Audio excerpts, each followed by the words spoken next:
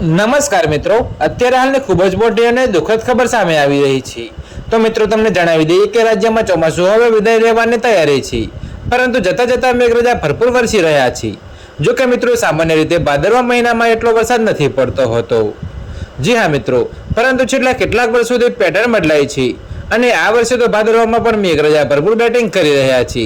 જો કે મિત્રો બનાસકાંઠા જિલ્લાના સરહદી વિસ્તારોમાં મેઘરાજાનું રૌદ્ર સ્વરૂપ જોવા મળ્યું છે. તો મિત્રો તમને વધુમાં એ પણ જણાવીએ કે જેમાં વાવ, બાબર, સુઈગામ અને દિયોદરમાં તારાજીના દ્રશ્યો સામે આવ્યા છે. તો મિત્રો સુઈગામમાં એક સામટો 20 ઇંચ વરસાદ ખાબક્યો છે, જ્યારે બાબરમાં 12 ઇંચ વરસાદ ખાબક્યો છે. તો મિત્રો સુઈગામમાં પણ એક સાથે 20 ઇંચ વરસાદ ખાબકી જતા 16 જેટલા ગામોનો સંપર્ક કપાયો છે. તો મિત્રો હાલ તંત્ર દ્વારા રાહત અને બચાવની કામગીરી હાથ ધરાઈ છે.